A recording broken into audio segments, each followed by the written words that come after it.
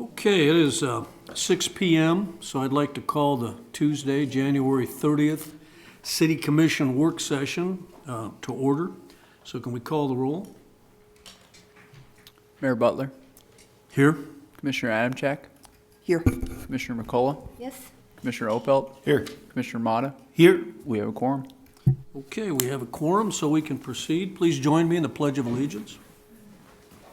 I pledge allegiance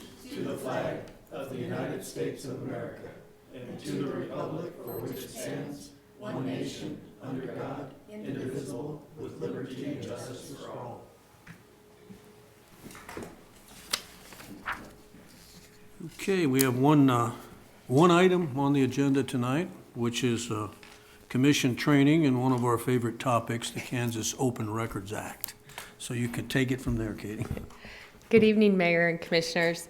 We have a few, as the Mayor said, we have a few topics tonight. Every legal presentation has to start with a disclaimer, mostly for people in the audience that we're not giving legal advice, that it's not a full overview. We always are here to answer specific questions the Commissioners might have. Starting off, we've talked about this before, but the City Commission has an adopted code of ethics, and it has these 5 ethical principles for official conduct of city commissioners. And this is in your packet that you've been provided. You've had it actually provided to you several times. I'm not going to go over it other than to say that the laws and training we're going to do tonight ties in to these ethical principles. So I'll point those out as we go. We're going to talk the 3 main topics: the role of the commission, and then we'll talk about open government. We actually did the quasi-judicial decision section at the regular meeting before you considered the first rezoning item with the new commission. So I'm not planning to repeat that unless anyone has any questions about it. And then finally, we'll talk about your governing body meeting policies, including getting any feedback from the governing body on any changes you might like to make to it in the future. So starting with the role of the commission, your role, the way that you serve in your role, invokes all 5 of your principles in your code of ethics. I've provided, I know you can't read this on the screen, but I've provided a link to the League of Kansas Municipalities resources. They have a page for elected officials that talks a lot about the role and guidelines for serving the community well. Obviously, you all know this, but just for anyone who might be watching, if there's 1 or 2 people, we have a city commission manager city manager form of government. Our form of government is regulated by state laws, and then Chapter 2 of our city code, which is available online. And the roles that we're fulfilling impact everything that we're doing as a city. This is just a really nice graphic to explain our form of government. The voters elect the city commission, who hire our city manager, and then the city manager oversees and hires all city staff. So as you all know, the city commission has 1 employee, and that's the city manager. Another graphic that you can take a look at later that's been provided in other materials, it's developed something I adapted from other sources, but it's about the role of the governing body. Basically, the thrust of this document is that the governing body is a policy-making board, and it talks in each level of the types of decisions at which level the commission is involved versus the city staff. The staff is here to carry out the policies of the governing body.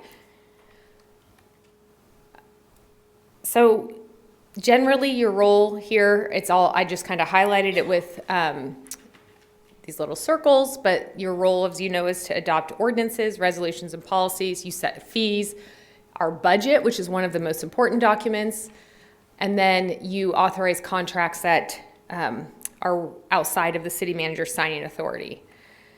So these materials, again, I should have referenced the League of Kansas Municipalities. They come from that source, but talking and thinking about the graphic you just saw, it's not the role to administer city affairs. The appointed staff will oversee the policies that are implemented. So we ask for direction from the governing body to the staff at votes made in public meetings, not individually, and we try to follow the will of the majority. So these, I'm not going to go over all of these, but these are the themes of tips for successful public service for elected officials in local government in Kansas from the League of Kansas Municipalities. The first theme is what I've just been highlighting, which is that you're setting the policy and long-term vision. Some of the keys here are just to help us establish written policy statements, which we've talked about with this commission in several contexts. Having written policy statements not only serves the staff to be sure that we are doing what you want, but it also informs the public on things that you would consider and not consider, so that it's a more transparent way to serve. We recommend that you don't bypass the system, that you avoid personal involvement with day-to-day operations. There's actually a city ordinance based on state statute that says that city commissioners shall not interfere with the affairs of any of the departments. So that's a long-time principle for our form of government and for local government in Kansas. And then one of the big things is just to focus on the future and trying to leave the city better than it was when you started. Theme 2 is acting as a team. You could also say majority. We have, as the staff, we really need to determine the will of the majority and can't take direction just from one commissioner. In our form of government, one commissioner does not have the authority to make anything happen. It takes the team to do that. So we advise you not to make promises you can't deliver. And then I understand that people have disagreements about decisions that are made up here, but from the league. And I would reiterate this, that when a majority decision is made, to respect it. Sometimes you can't defend it and you don't agree with it, but you can at least explain it. That's service to the public to explain why the commission made that decision, even if it's not one that you would have made yourself. The other theme is to represent the entire city. This is the basic theme of this, is to be sure that you're balancing the rights of all community members and not special interest groups or small groups or friends that you might hear about city business. That is one of the hardest things to do in the hard decisions that come before you, because every decision you make affects people in all different ways. And so we as city staff try to present those different interests to you, try to weigh them, try to give you some factors to consider, and understanding that not everyone's going to be happy. Theme 4 is to respect each other, city staff and the public. This basically just talks about treating each other with respect and decorum and treating employees that way. That's also a principle that's highlighted in your governing body policy manual, which we will talk about at the end. The 5th theme is to be engaged but focused. We are here as city staff to answer your questions. We encourage questions. We'd like you to make informed decisions. So we encourage you to ask those questions and take the matter seriously, focusing on way to preventing problems rather than solving them as they occur. And then also, as we ask, not to make snap judgments, to get information and make informed decisions. So that's part 1. Do you have any questions about that before we go on to the open government? Okay, seeing none. Open government is based on state statutes, and the state statutes actually invoke these 2 ethical principles found in your policy manual, and those are the principles of transparency and integrity. The Open Records Act, this one applies to you. You're probably going to interact with this one less frequently than you will the Open Meetings Act, which we'll talk about second. But KORA, as it's called, applies to all public records, including records that are in your possession, that everything that you have that's recorded in any form, so electronic, a voicemail, a text message, paper, no matter where you're keeping it, if it's maintained or kept by or in the possession of the city or a city official, it can be considered a public record. That doesn't mean that they're all disclosable. In fact, there are exemptions that apply to governing body members and your records that we don't have to disclose them. And I'll talk about those in a little more detail so you know how to respond to open records requests. But the main thrust of KORA is that anyone can request the record. They have a right to see how the government is operating, and they make a request to the city clerk's office, and we are required to disclose it unless it meets one of 55 exemptions, which is a lot of exemptions. Exemptions are important, though. They're not just loopholes in transparency. They're there because they're protecting some kind of safety or privacy interest. The exemptions, we evaluate those based on the record's form or content. So just for your information, you do have an ordinance in Chapter 2, Article 1 that provides the process for individuals to request open records at the city. If someone approaches and asks you for a record, and we do this at city staff as well, we refer them to the city clerk's office. There's a form they can fill out online. You have established fees for requests. If the request takes less than 30 minutes to fulfill, there is no fee. And if there's more than 30 minutes, it's based upon staff time, materials, and equipment. That's a very high-level overview of that. So for you specifically, we might be able to withhold a record that you have if you are the only one who has it from a city perspective. So if a constituent emails you and you respond and it's on your email, that might be, I should have said your private email, that most likely is not a record we'd be required to disclose because there is an exemption for elected officials for the records, these types of records. However, if that record includes any city staff, or it's on the city server, or it's on social media, or other contexts, it can be a record that we might have to release. So if Brenda gets a records request that includes your emails or any records you might have, she'll send that to you and ask you to provide those records. We ask you to provide them all to us, we put them in a folder, and then the legal department reviews them and determines which we're required to disclose and which we're not. So bear in mind that doesn't happen very often for commissioners, but once in a while it has. Yes. So I have a question. If we delete information because we just are trying to keep our inbox in a manageable state, and it later becomes the subject of a request for records, what do we do in that situation? So I guess I should clarify, you're talking about your city email inbox or a personal account? Both. Both. So the personal account, we don't have rules that apply to it. We have a record retention policy that would apply. I think Jared from the city manager's office is kind of our expert in that area.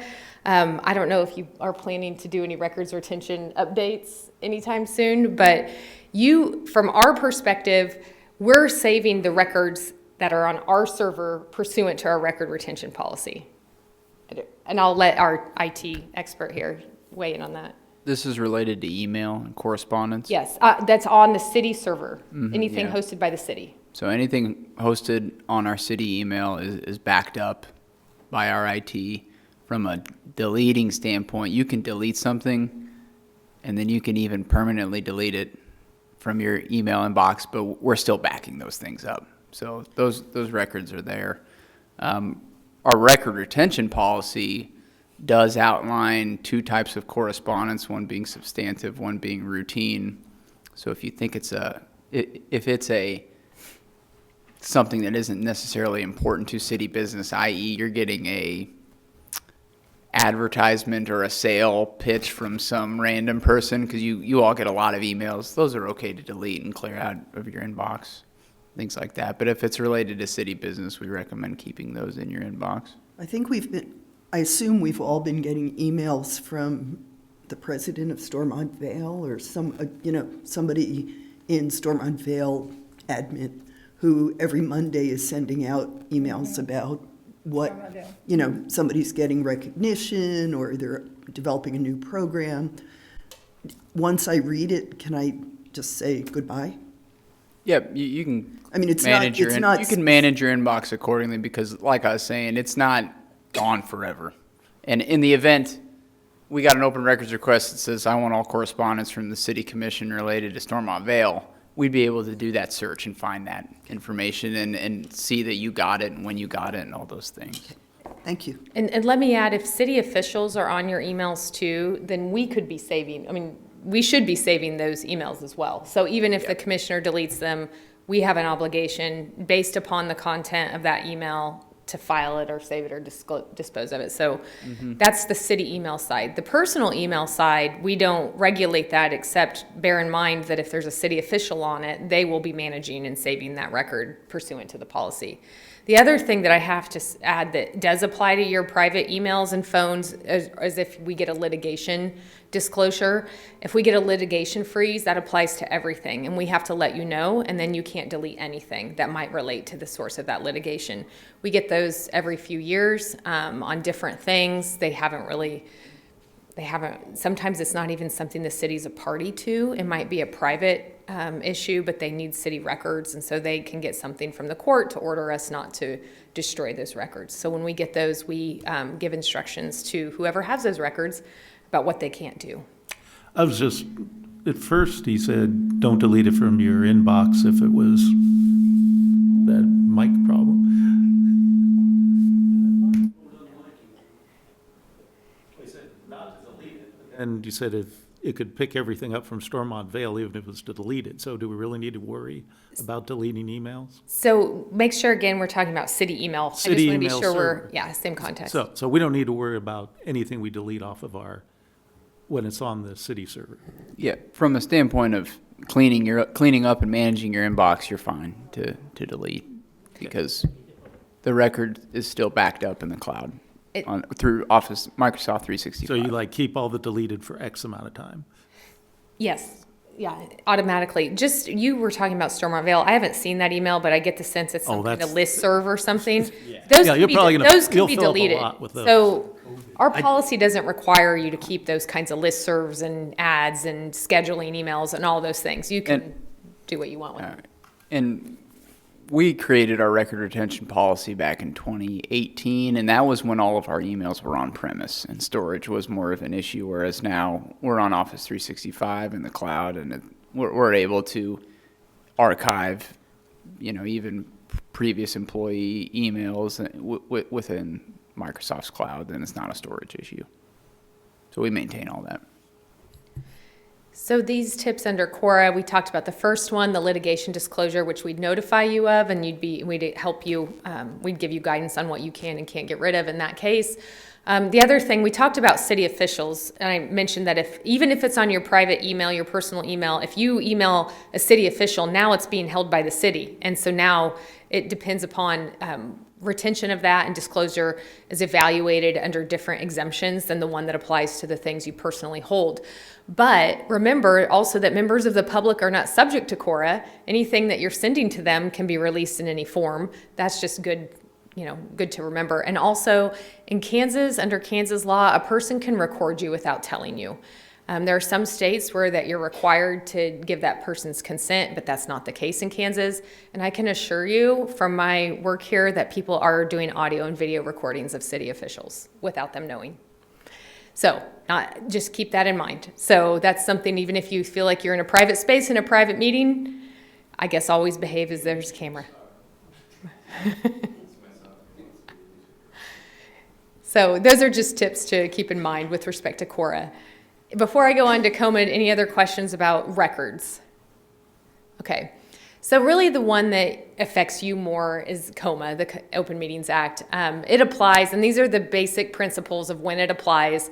It applies when you have a meeting. When this body has a meeting, the KOMA requires that you give prior notice to the people who requested it, and the clerk's office does that for the governing body. And then the other requirement is that the meeting has to be open to the public. So what's that mean? They have to be able to walk in and access it for no fee. They have to be able to watch and hear. So I'll talk a little bit about when that might come up in practical situations. So I'm not going to go into the details here because we already established it applies to you, but note it also does apply to any subcommittees or special project committees you form as a body. Same rules for them. Anytime they have a meeting. So obviously we're in a meeting right now. This is really easy to understand. Anytime 3 or more commissioners are gathered anywhere at any time and engaging in interactive communication for the purpose of discussing the affairs of the body, there's a meeting. And that's really broad. Note it just says the affairs of the body, not things you're necessarily going to vote on, not things that you're trying to, reach consensus on. Really anything related to city business There is one exception, which I'll tell you about in a minute. Anything related to it that you're discussing, if you're talking about affordable housing and what the city could do, and you're just, spitballing ideas, these are things you wouldn't mind the public hearing, but they are matters of city business. If 3 of you are together anywhere, that's a meeting that should have been noticed and open to the public. So here's what KOMA does and doesn't require, and this just helps clear it up for people. On the green side, as I said, it requires the city, and for you, the city clerk's office gives the requested notice a reasonable time before the public meeting. And I've talked about how it has to be accessible. You can't do anything by secret ballot at any time. And then you've experienced an executive session, so you know there is a process under the statute when you can meet an executive session legitimately. The things it doesn't require that people often thinks it does is that it lets people speak. There is no right in Kansas for the public to speak at any public meeting. It also doesn't require anyone to take minutes, except that any motion to recess into executive session has to be recorded exactly as it was, which is why we always provide you those motions, because we'd have to record every or stumble or whatever if it were being generated on the spot. So we give you those motions. And it doesn't require broad public notice on the website, emails, etc. So these are things that it doesn't require. The city does that anyway. We want the public to know what's going on. We want their input. So we do put that on the website, emails, all of those things. But just bear in mind, there's no requirement under law to do that, in case you get a question on that. So I've talked about what is a meeting. Obviously, the basic form of a meeting is pretty easy to understand. It is any type of in-person gathering. So it doesn't have to be, you could bump into each other at a social event, and if 3 of you are in the corner talking about affordable housing, then you have formed a meeting that would have required KOMA notice. So the name of the assembly or the gathering is irrelevant to it. It's just the presence of 3 for the purpose of discussing city business. And then there has to be interactive communication between at least 2 commissioners. So here's a good example of this. So if you're at like a Rotary meeting and 4 of you are there and one of the commissioners stands up and is talking about the city, that's okay. If that commissioner is the only one speaking and no other commissioners interacting with them, that's okay, because there's not that interactivity between 2. If a commissioner in the audience stands up and starts peppering them with questions or interacting on that same topic, then you would have a meeting issue. So it's important to know that. It's okay for you guys to be in public. It takes some self-discipline not to interact. So if you're in that setting and a commissioner's up there talking, just be sure you're not publicly interacting with them on any city business in that setting. So we had gotten an invitation to the RCPD anniversary.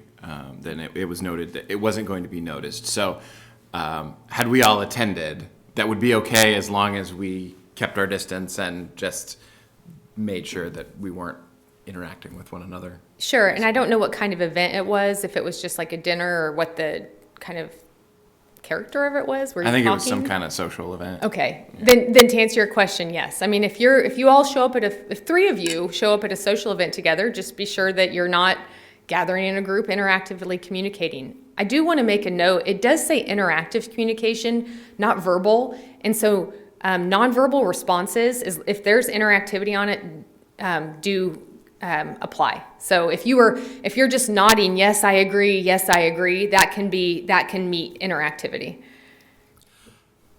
Just to clarify, you're saying interaction between 2 commissioners if there's at least a third there, Yes. correct? So Correct. if there's only 2 of us there, we can blab all we want. Yes, you can. As just going back a couple slides, there has to be 3 of you. Oops. Yeah. Yeah, it has to be 3 of you. So you're correct. 2 of you can talk, do what you want. Well, and actually it's on the next slide too. So we answers your question perfectly. 3 or more, 2 are fine. And then I do want to highlight this a little bit more, discussing the business of the body.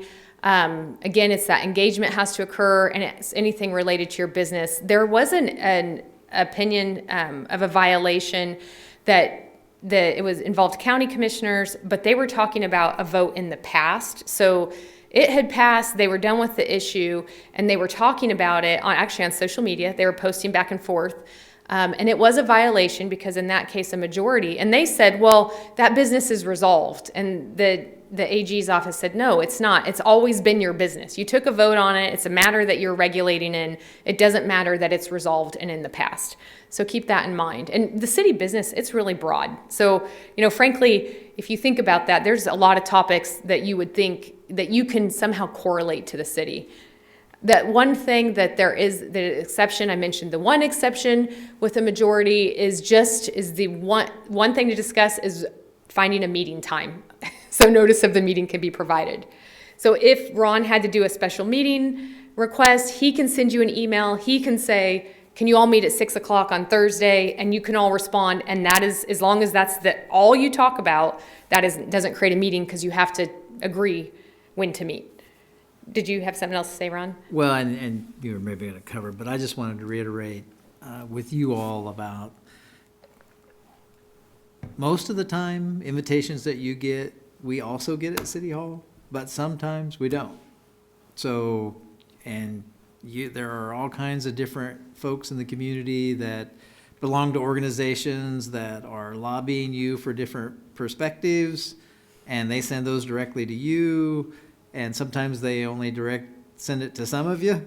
And so it's just one of those things where as you go into those meetings, and if you know it's going to be a city meeting and there's at least 3 that have been invited, we're okay if you need to tell us, and we're happy to notice that meeting. So one of the issues it puts back on the sponsor of that meeting is sometimes it's a dinner or it's a paid admission component. So if they're going to have a meeting where they're going to invite multiple commissioners and engage with you, they still have to select the retreat that the chamber had. If they charge admission for that, there's meals, if a citizen shows up and says, there's a majority of commissioners here and we've noticed that it's a meeting and topics come up at that meeting about city issues. So they have to allow that person to come. So when they're dealing with our office, we tell them these things that, generally, depends on how you structure your event. And so do you want multiple events, or if it's just one event? If a citizen shows up and there's 3 commissioners or more there that are expected to engage, that citizen has to be allowed access. So like the military relations lunches. Yep. They usually charge for lunch or something like that. But if you want to just show up and bring your own food or. Yeah, they don't have to Yeah. feed them or Yeah. anything like that, but Okay. they have to allow them to be there if we've noticed that meeting. Okay. And sometimes, again, it's important when you get those to just check with the clerk's office and say, hey, do you know about this invitation and other commissioners? And that's usually when we put something out to you and say, hey, are you all going to this? Or that's one of the reasons, like at briefing session, I try to cover those invites, just so we make sure that, because it's not typically a problem for us to notice those meetings. So we recently received an email from Christian Bishop at the chamber with a schedule of military relations events coming up. Have you received that one? Yes. Do you typically receive all of the chamber Yes, invitations? yeah, they're very aware of the rules, so, yep. So when we respond to those, do you see our responses? Not necessarily. Okay. So that's why it'd be good for you to, even if you respond, sometimes if we know it, we'll put the notice out to you all, and our office the clerk's office will respond on your behalf. So either way, it's just good for us to know what's going on, because we're trying to keep you out of trouble. All right.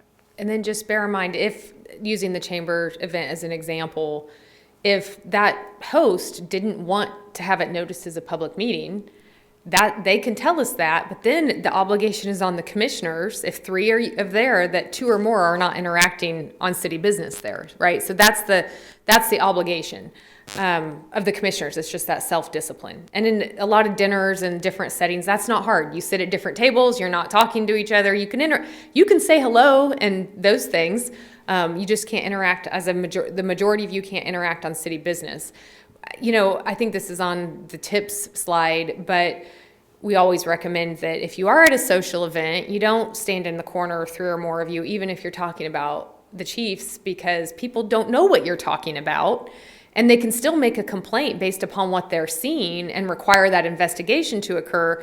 You know, your response could be, we were talking about the chiefs and there wouldn't be a violation, but just don't create that appearance of impropriety or that's, you know, for the public and for yourselves, frankly. So another form of meeting that's really important to understand is the meeting where you're not meeting together simultaneously. So this is a development in the law that came as email grew in the early 2000s, and it's even more important now that there are texts and all kinds of other ways to interact where you're not even necessarily simultaneously communicating. But it's called a serial communication, and they are considered meetings, meaning if a serial communication occurs, it should have been noticed and the public should have been able to view it. But what is it? So again, always three of you have to be involved. There is a common topic of discussion of board business, of your city business, and in the case of a serial communication, it has to be on something that you're intending to reach an agreement on a matter that requires binding action of the body. So the meetings where you're together, we've talked about how when you're together simultaneously, it's any business of the body. So really broad.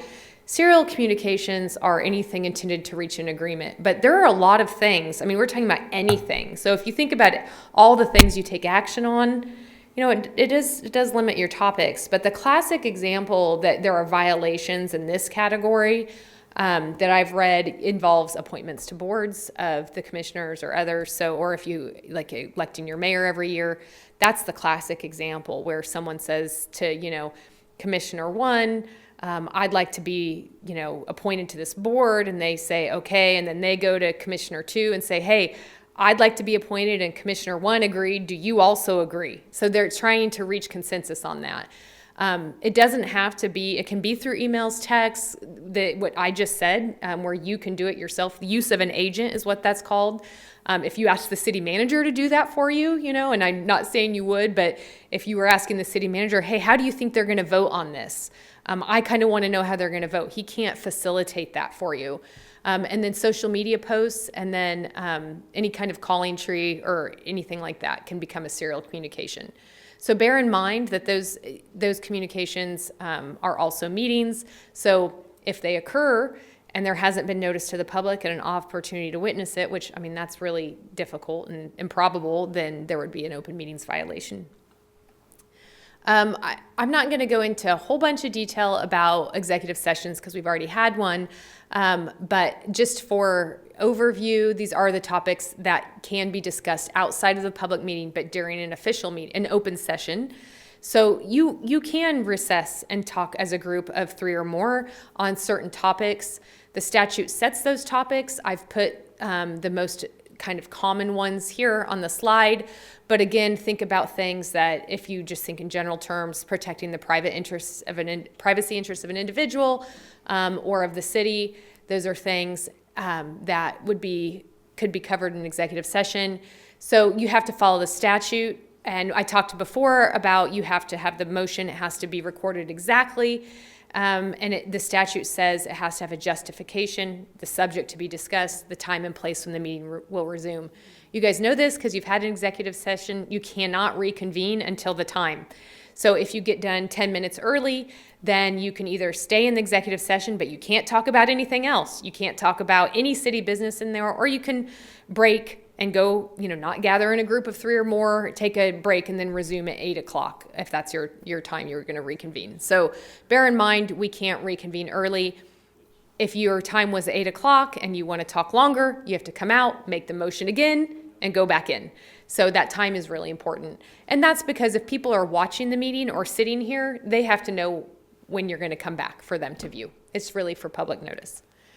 So the main tips, and the reason these are the tips is these are the things that are easiest to violate. And I am going to go over these because they're really important.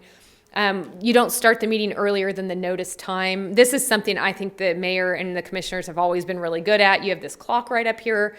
You're really good at following it. This is our official clock. We have to remind our boards of this because boards aren't accustomed to having a public engagement always, and sometimes they're like, oh, we're all here and it's 5 minutes early and they want to get started. But our liaisons have been trained to say you have to wait until your notice time. The other thing that's easy to fall into is, before or after at a break, 3 or more of you talking about something that's city business. Remember, that's when you're together, when you're in a group together, not electronically or otherwise. So if, at the end of this meeting, if 3 of you or you were all up there and a couple of you were talking and interacting on some city business and the third one was listening in, you could have an open meetings violation. In fact, you would. So be very cognizant after meetings that you don't gather in groups of 3. This includes if you're walking out and maybe somebody from the public stops you and wants to talk to you. That's okay. Just 3 of you can't stand there and talk to that individual, and you need to let them know that. So just that's a time it just feels really casual and like, oh, we're just kind of visiting, kind of on the way out. But that's a time that's one of the most frequent times when bodies violate KOMA, and then remain accessible during the public meeting.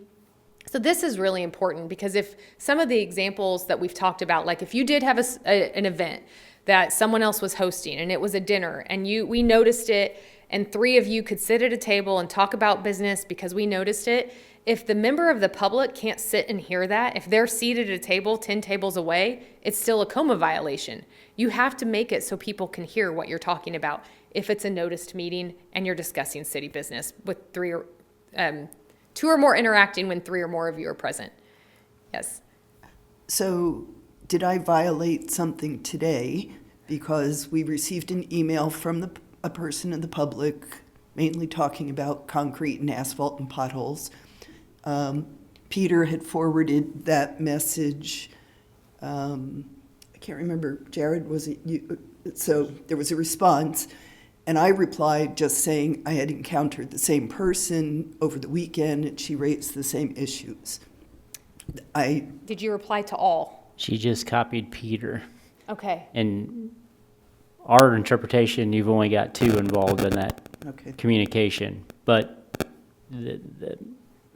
Peter has now heard from you on that topic. If another commissioner responds to that blind copied email and also copies Peter, now we got a problem. Okay. So I'm glad that's a good example, but Jason brings up a really good point. Email's out of your control, right? And it's a third commissioner can create a violation that 1 and 2 never intended to happen. So, and that's still a violation for 1 and 2 because they participated in it. So that's why we say any city staff emails, any emails, Ron, his office, they always say BCC, so you can't accidentally hit reply all. So that's great. You don't want to reply all. We ask you to email if you have something you want to distribute. Let's say you just want to share with the commission, a journal article that is 10 pages long and you would encourage them to read it before the meeting. That's okay to do. If there's no interactivity, send it to Ron and Ron will include it in the packet. There can't be any engagement on that article, but the city manager's office can distribute it to all as long as there hasn't been any engagement. So that is an avenue that you have, and that does happen sometimes where commissioners forward it to the city manager's office. They manage that communication to the group to make sure there's no interactivity. Yeah, And I then wanted to comment on that because Jason and I talked about this earlier, because we're all getting emails from citizens, and sometimes I can't tell if they sent it to all commissioners or not. Like the one you're referring to, they sent one to me as mayor. And of course, what I did was I replied to it, and I didn't send any of you that because I know that would be illegal. And I only reply if I know enough about the topic. And if I don't, I generally send it to staff. And then I like the procedure they've been following for the past couple of years, which is they reply and send the reply to all of us so that we know, and it prevents that. But just understand, you're going to get a lot of those. Yeah. And people are going to do it, and the way I try to handle those is if I know the answer and I can link it to city documents on the website, I'll send them a reply, but I don't send them my opinion or my desires or anything like that because I can't back that up, as Katie said. So I think if we're all aware of that. I know I sent you something on it. A couple of weeks ago. Yeah, I had just asked if you would reply. I told you, no, we're gonna get in trouble if we discuss this, so we're not. And so that's, but I think that works, what you've been doing, Jason. It does, and Commissioner, it's just the reply all function, which can start the serial. And Katie's accurate in our past practices that Ron's implemented consistently for the last several years. Replying all can get us in trouble. The 4 commissioners that are blind copied can always hit reply all, and you're going to hit the mayor with your reply along with staff. So we just encourage commissioners, don't hit reply all. You want to reply to city staff, Ron, myself, or any other staffers that are on there, great. Just click delete on the other commissioner. So that communication just comes to administration. And the other problem that can happen, let's say that 4 of us replied to the person that wrote about potholes. And they could then combine them all and reply to all of us, and then we'd have to say, time out. Yeah. Now we're in trouble because we got serial communication. Now, I saw that happen once or twice, and I just told people, hey, I can't discuss that, and I'm deleting it, and boom, Yeah. we're done. That's a good point. So that's your agent, use of an agent. And if it's on something that requires binding action, then that would could create the open meetings violation. Okay. On the reply all or the messages from staff, and this is something that the manager's office could do, the main person doesn't have to be the mayor. You know, you could blind copy the mayor and all commissioners. That's okay to do. And that way there is no inadvertent response to include the mayor specifically. And that's something that you all can do too. When you're responding is if there's no one listed, it would just go back to the staff member, even if you hit reply all. So that's something that we can do. But definitely BCC helps. So Katie, I sent you an inquiry last week asking whether, just out of pure courtesy, had anyone replied to a particular email that we received with someone making a complaint. And I wouldn't know that information, and Ron, and I probably shouldn't ask the commission. Like, we don't know, and the mayor just highlighted this too. You could get individual emails, and we don't know who they've been sent to. It could just go to the mayor, it could go to 2 of you, all of you, and we don't have a way to know that. And so my question is, how can we query each other to say, has someone responded to this? Is it hanging out there with no follow-up? What do we do? you would send it to the city manager's office. You don't ask the group if they've responded. If you want to know if there's been a response or you want a response, then the city manager's office would respond to that and take care of that. Sometimes it's easy to just tell because you can see all the commissioners. Because there's a button to email all commissioners. Right. And sometimes, I think, which is this case, this individual wanted a little different message to each of you. So that person emailed each of you separately. And that's where it becomes difficult to get into that chain and that routine. And so if it's an individual, then the best thing to do is, just check with us. And, we can help you with a lot of times on the subject matter, which is where some of you have asked for assistance. And then we can send the group out because it's unusual that just one of you gets an email, but it's possible. I mean, if you know the person and that sort of thing too. So a lot of that can be minimized where we can then say, you might be getting an email from this person. Here's the email and here's some of the questions about it. And, and the commissioner that sends to us, do you want us to respond on your behalf? Or at least with some information. There's a lot of examples that we can provide you of us communicating with you directly or with the constituent that is also contacting you. The reason it can get complicated is you may have a constituent that only wants your take on this. And sometimes we gather facts and put together data and send it back to you. And then you have a one-on-one communication with your constituent. A lot of times, if it just comes in on our form, we copy everybody automatically, assuming you all got it. Or 2, it's a subject matter that we determine you all need to know the answer to this. Because this question is out there and we know you will benefit by having the information. But there's plenty of examples where one of you ran into somebody and they gave you an earful and you're emailing Ron or somebody in administration and copying Ron, what is the answer to this question? It has nothing to do with a form being submitted. We just answer you directly back. But it can be dependent on the subject. If it's an active type of topic that's going to come up in 2 weeks or 4 weeks, we usually side on the air or on the side of letting you all know where that information is versus just one of you. So it varies across the board depending on the nature of the topic, depending on the relationship and the nature of the email. So it's not just we answer this way every time to every email you're ever going to send to administration. I just want you to know that, because you do have constituents that want to know information, and you will go find that information and deliver it back to your constituent. We don't assume that constituent wants to be copied by all 5 of you and blind copied, and we share that. Like a good example, there was one, Peter, I think you sent something in on that too, was, I can't remember the individual's name, but he was concerned about his parking pass. Yeah. And what happened was, I sent him back a note saying, I'll look into it. I sent it to Jason, and then I got a reply from him. He said, Adrian called me from the garage and took care of it because it was an internal matter, and they fixed it within 48 hours. Yeah. So the guy was quite pleased with it. But again, because I was worried about getting in trouble with KOMA, I didn't share that with anyone, so.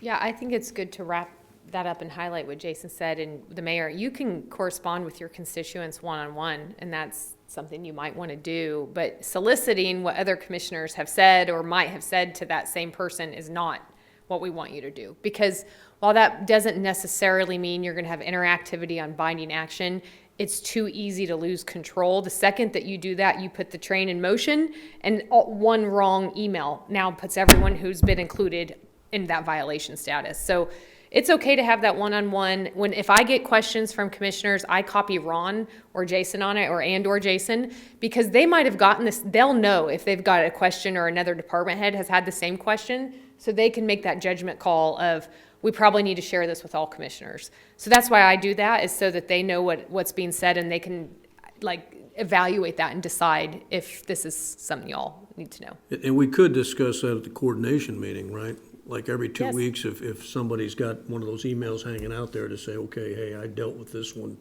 and just be sure we're all in sync. Because the other thing I fear is that, they'll get 5 answers that are different. And so, we got to try to stay consistent. Yep, that's another option.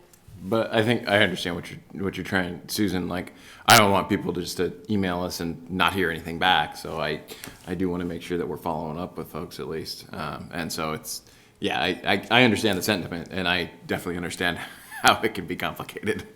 Yeah. But it is that transparency issue. So people send us an email and get a response. I mean, the very minimum I'll send back is, got your message, great information. I've sent it to city staff, I'll get back with you. And that's the minimum response I'll send them, if I don't know the material already. Yep.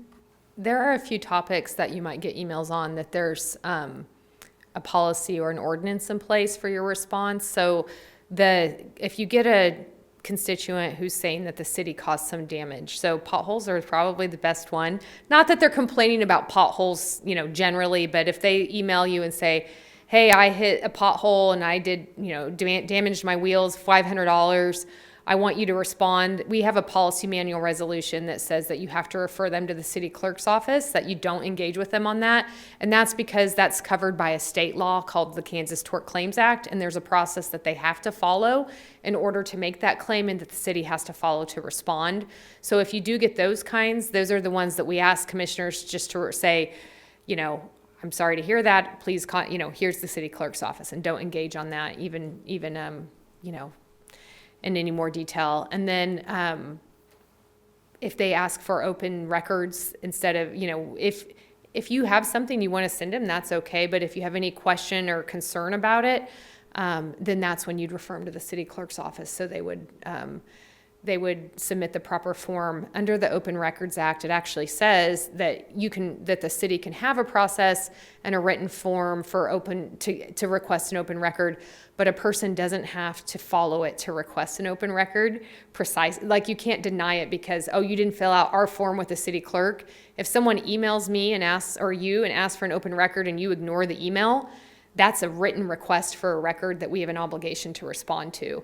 So that's why we tell commissioners, if you get a record request, and it's, like the mayor said, if it's something that's on the city website and you send a link, that's something that often occurs. But if it's anything else, don't ignore it. Just respond and say, here's the city clerk's office to make this record request. That way they're directed to the custodian of the record, and we can handle that appropriately under state law. Yeah, I send people lots of, pretty familiar with the city website, that they're always asking for, what a regulation is on this or code and ordinance, and I just look them up and send them the link. Yep. Just say, here it is, I wish we could get more people to use what's on the city website, because there's a raft of information there. Okay. We've talked about that. Any other KORA or KOMA questions? I guess the only thing I would add is if something does arise, whether it's a string of emails or texts or a combination of emails and texts and social media or something in person, you can always email me or email Ron, and he'll involve me, and we'll evaluate that and give you some guidance on that and an opinion on that. We're here to help you on that. The city, we know that our commissioners and our city officials don't want to violate the law. We're striving to comply. And we're here to answer those questions. And tricky situations do arise. We've talked about kind of the most obvious situations, but there's situations that arise that are, could go either way. And so we're here to help answer those questions for you.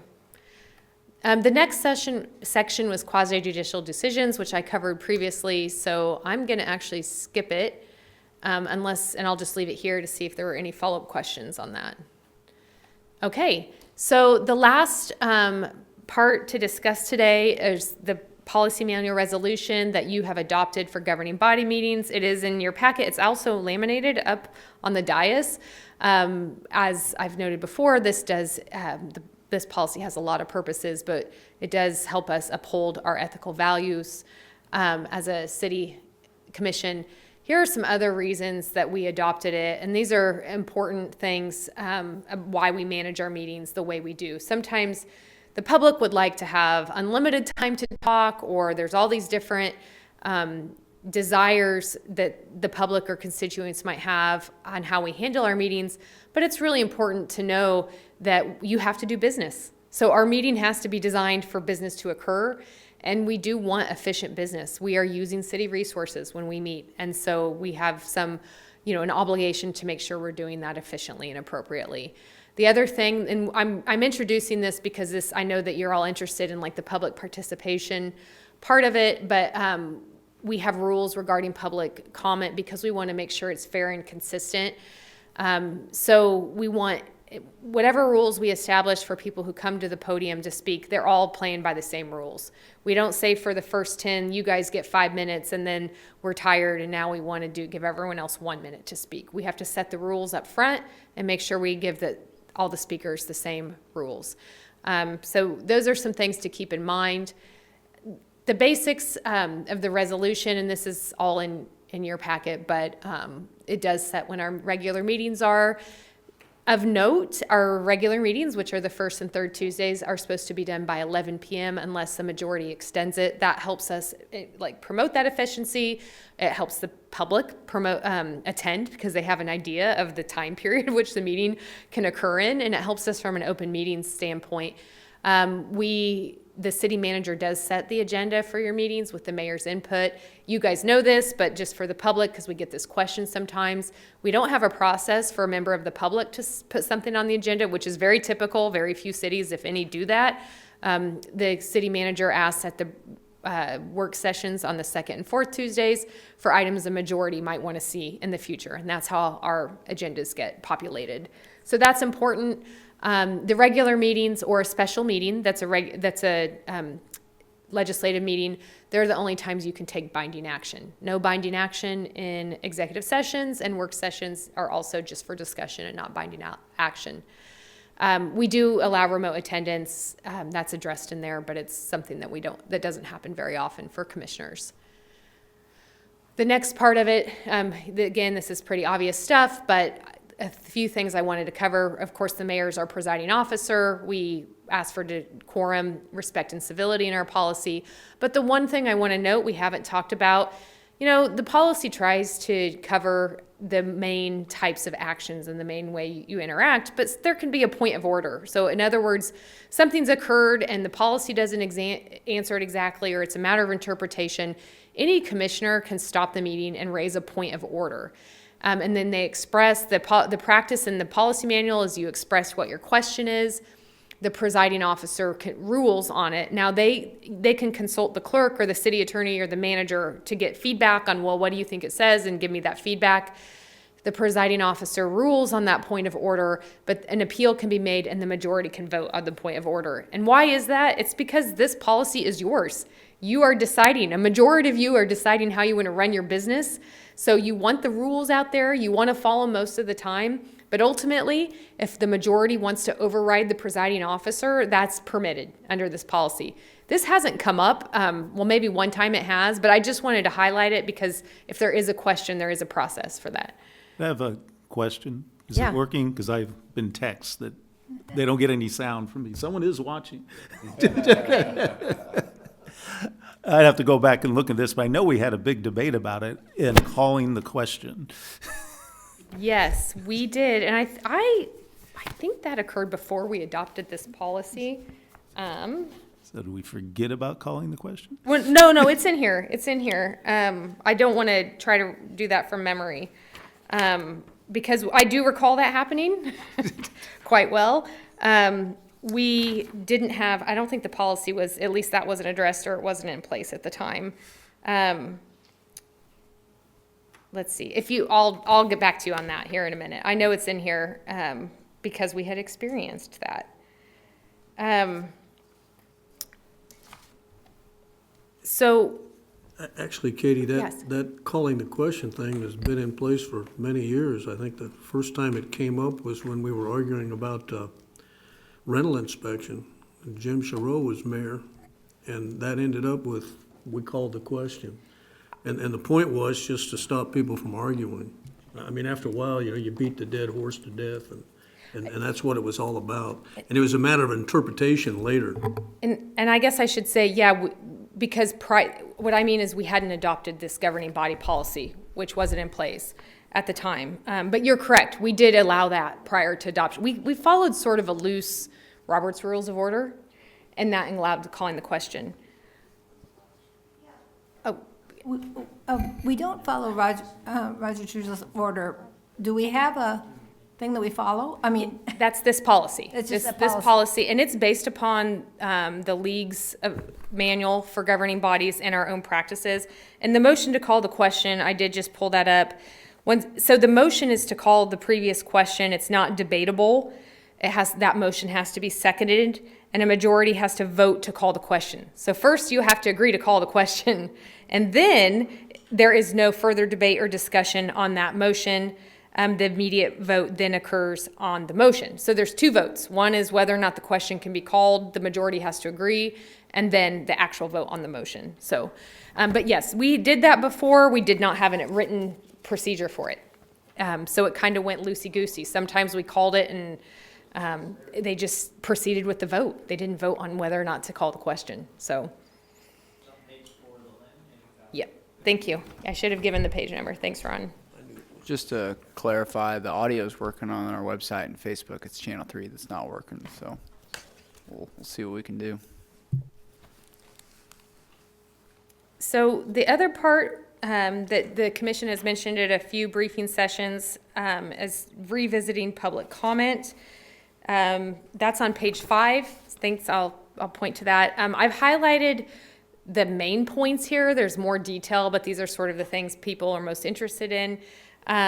We do ask them to give their name, address, and if they're there for an organization, they say that. We allow sign up in advance. We highlight that the purpose of public comment, not to debate or interact or answer questions. It doesn't say that the commission can never do that in every circumstance, but that if you are engaging in debate and answering questions, and obviously that person's time extends longer, and then you might be running afoul of the business that you need to conduct. Just so you know, I'm sure you've noticed this in the audience, but anyone can photograph or record any of the meetings, any part of the meeting, as long as it's not disruptive, unsafe, or creating another legitimate concern, which that has happened. We've had recording in here, and it's not been a problem in the past.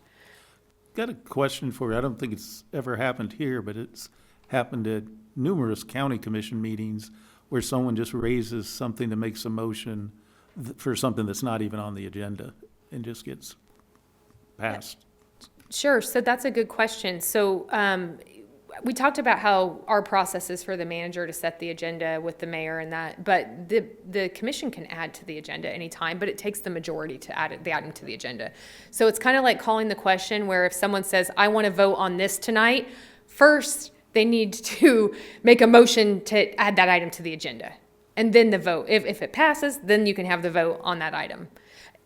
My caveat to that is there are some items you vote on that have a statutory process or an ordinance process that they can't just, there might be notice or something that might have had to occur before you have that vote. But if that had happened, we would, stop you and say, you can't vote on that tonight. You haven't done this or that step, that procedural step before. But yes, you can add an item to the agenda anytime with a majority vote. And that's kind of something that we've had, because I think the county commission actually approves their agenda. I think the law board approves their agenda. The reason that mainly exists is just your transparency. You've published an agenda, you've set an expectation to the public and the media that this is the things you're going to cover at this meeting. So if you add something at the meeting, people don't know about it. Oh, no, I totally agree with you. When I was at the county meeting, approving the half-cent sales tax the way it was before wasn't on the agenda, and they just discussed it and passed it right there. Which I said, you need city agreement for that, don't you? But it was.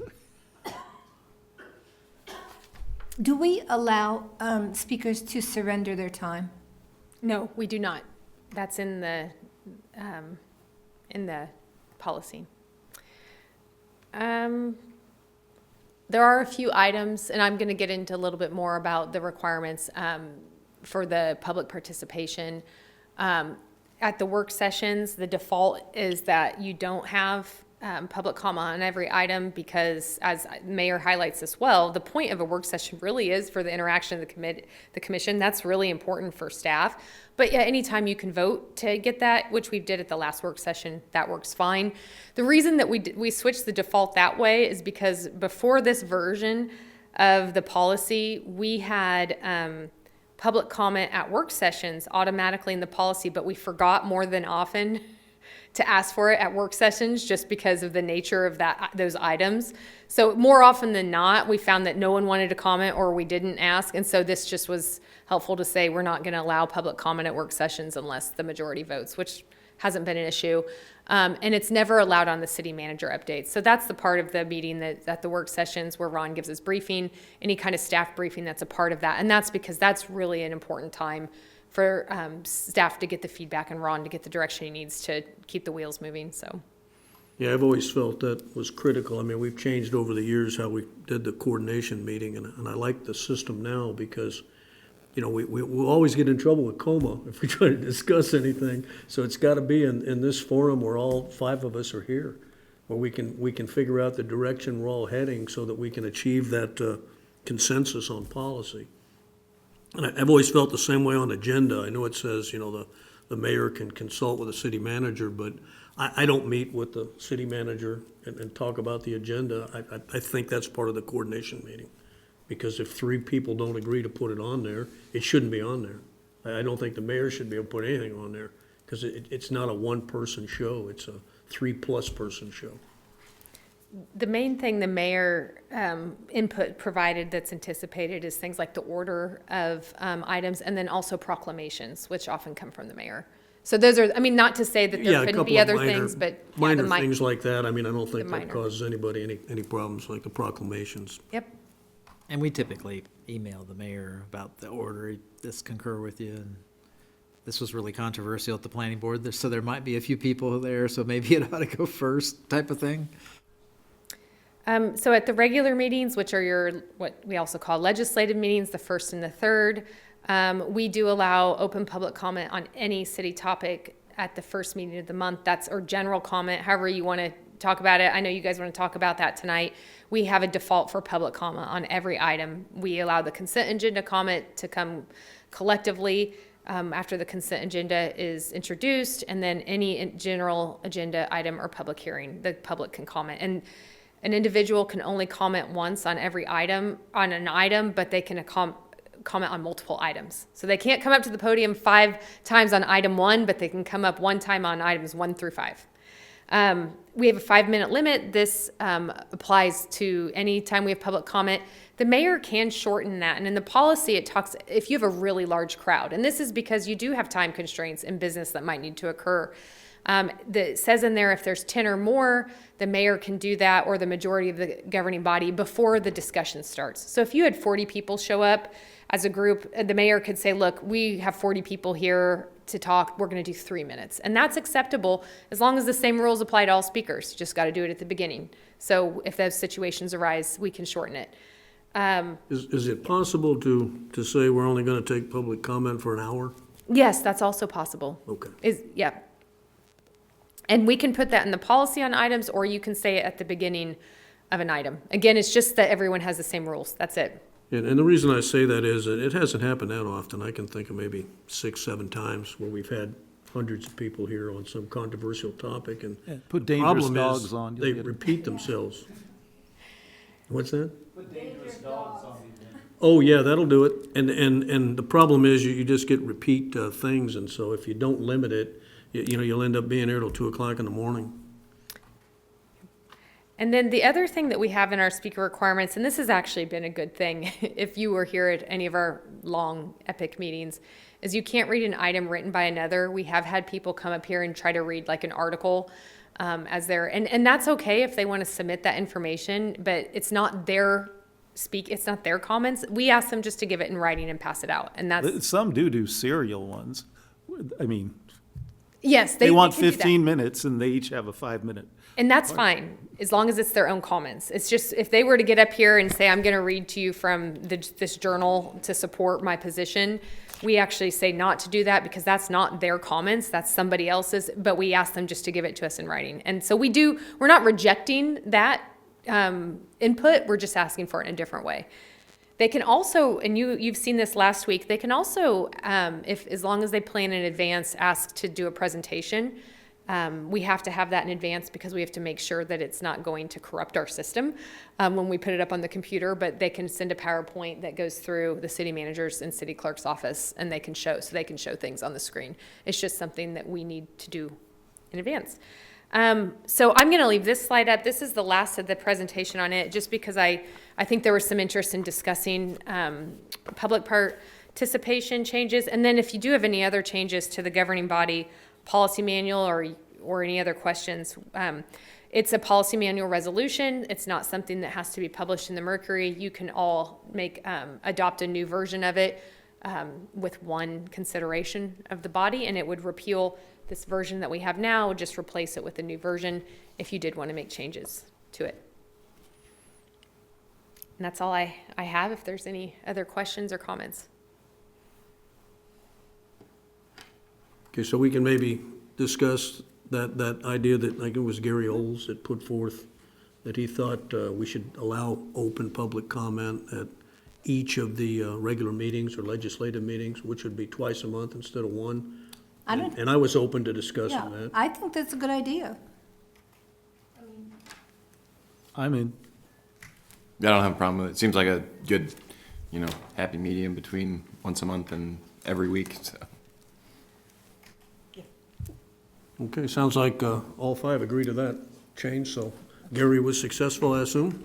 Okay, and still no time limit unless the mayor wants to decide to limit it based on pre-signings or something like that? Well, we're still doing the individual 5 unless he wants to lower it or put his hour on.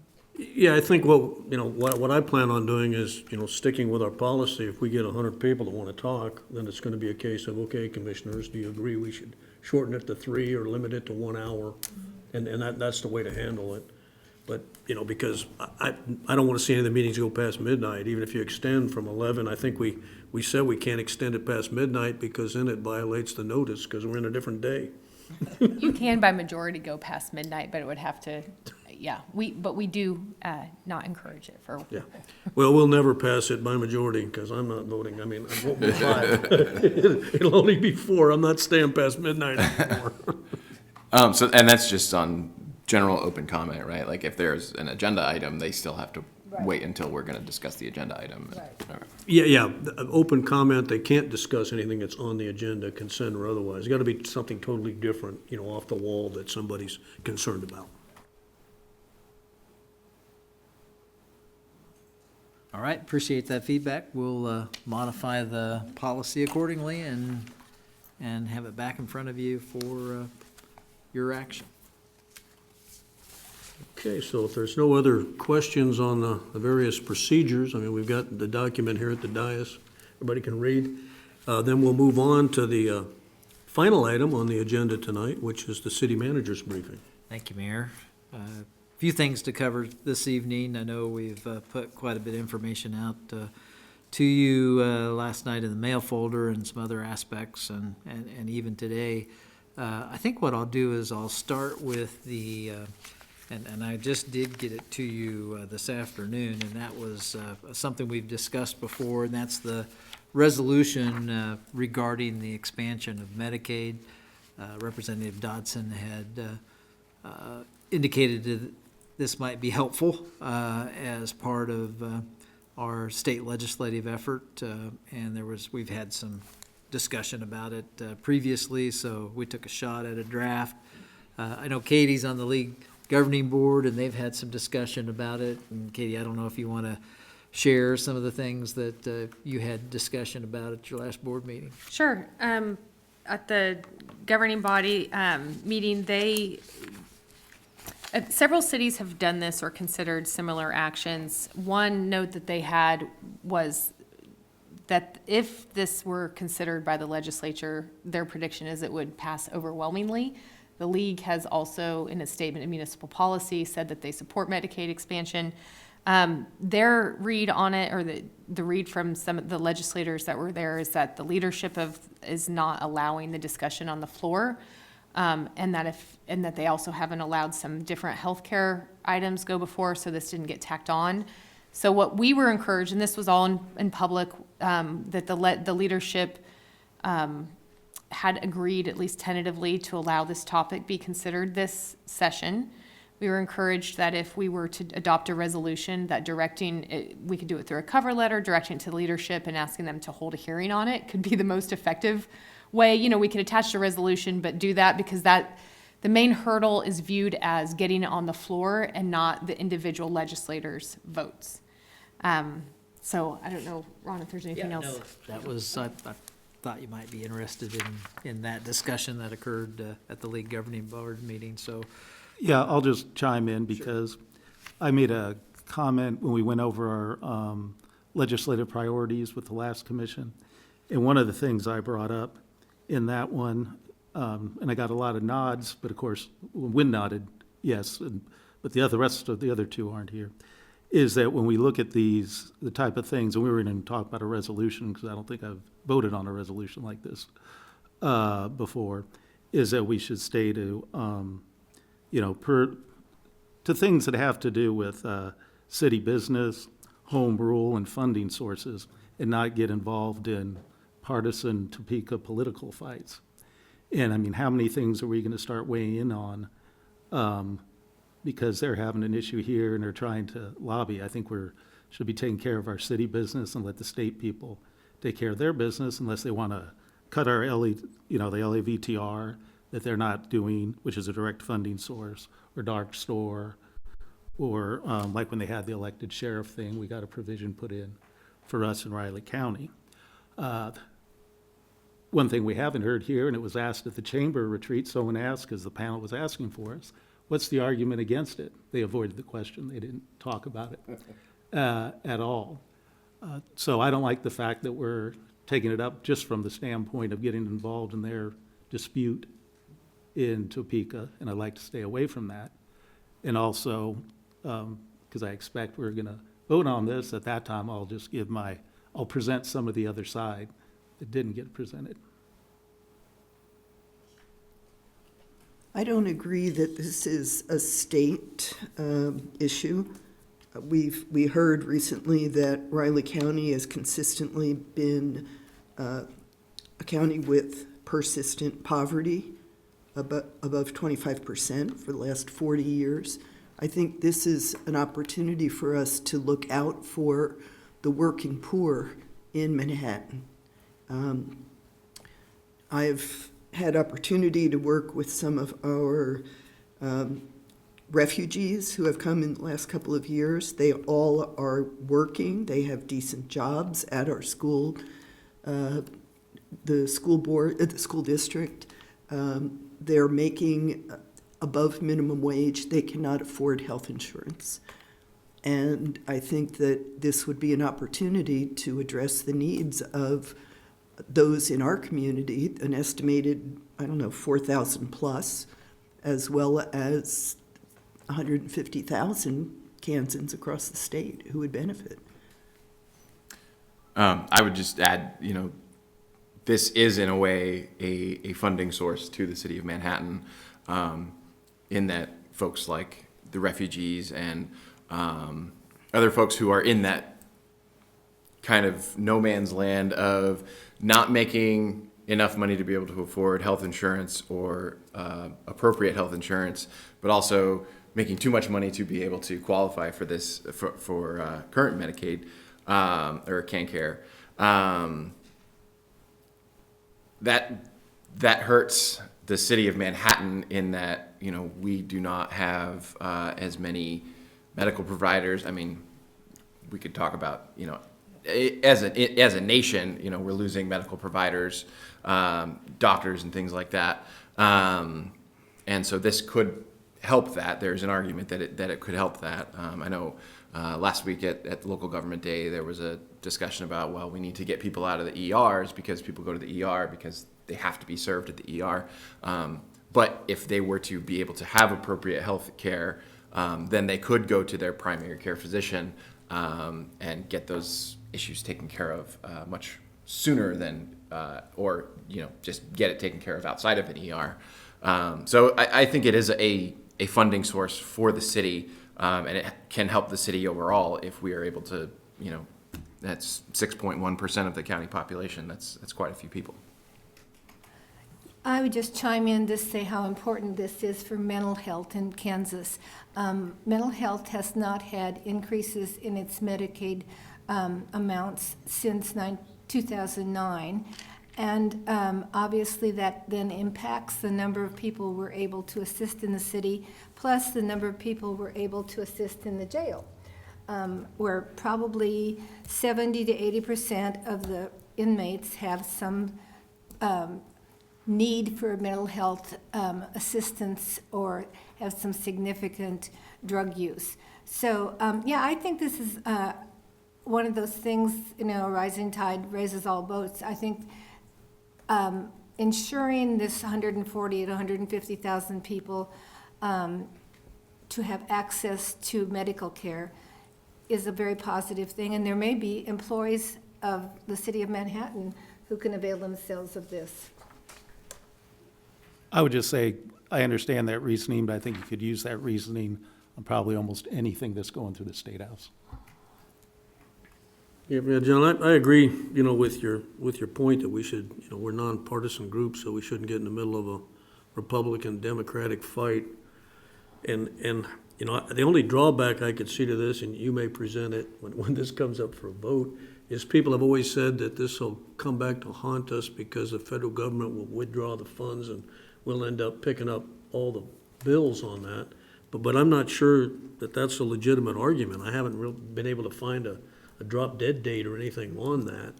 And I think Karen's got a solid point there on, Pawnee mental health and the fact that there are no resources.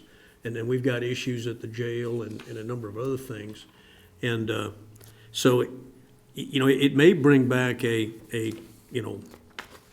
significant increase in healthcare spending for the city. But I'd be interested in hearing the negative arguments on it. Yeah, I'll bring those to the next meeting. There's also the idea that claim that it's going to lower the amount that goes to the emergency room, which really hasn't happened because the providers reimburse so low that they end up going to the emergency room and they crowd out the people that are currently on Medicare. There's a lot of different issues that go to it, and most of the other states have seen budget busting things that come with it because the estimates don't take everything into account. But again, I figured you're going to vote for it, but I just wanted to be a surprise that it's not going to be a unanimous decision. Yeah, I figure there's at least 3 that are gonna vote for this, and so therefore, we should proceed with it. I just hope I this think it's- doesn't turn into getting into every Topeka issue. that Yeah, comes and I think it's well written. The only part here is where you have a blank where the dollar amount goes. And we're doing some additional research, and I think we've got some leads for filling in that blank, so. But what you could do is just say, can care expansion result in significant increased healthcare spending, and not try to put a dollar number on it, Sure. because somebody will question that dollar number, no matter what. That's a good point. And then the other thing about this resolution, it really doesn't commit the city budget or city staff or anything. It's really just a letter saying, drive on. It supports Mike Dodson, who I have a lot of respect for. He's former mayor and on the commission, so he sort of helped sell me more towards this than against it, because I've always respected his outlook on things. Yeah, and I think really what this does is puts more pressure to it, just get it to a vote. I mean, that even hasn't been able to happen. So, I think at least settling the debate and having some closure on the floor in Topeka, if it fails, it fails. And- But we haven't even had that opportunity. And we're not even calling for that. This just says we're joining with the League of Kansas Municipalities to support Medicaid expansion. We're not even taking that extra step of calling for a vote. I just looked at an email that I received this afternoon. 23,710 emails have been sent to the different legislators in Topeka, asking for this to be heard this year. All right, well, you got what you need, I think. Yep, thank Okay, you, I we'll appreciate move that on. direction. So what I did here is that maybe we may not want to do a cover letter that's addressed to the leadership, because we're just going to send that to all legislators, and they would get it as part of that. I think that makes sense. Okay? So the next item, I just wanted to give you an update on, some background about a letter that we've been asked for from the U.S. Army Corps of Engineers, and I know there was a lot of information about that. We were asked to provide it back in June, and there was a lot of information provided to the commission in a much longer time frame than we had than what they asked for here. But essentially what they're doing is they have a process in the federal government where they acknowledge inflation is happening to the next calendar year. A lot of times you have a project that's all-inclusive and was designed and everything was going to happen.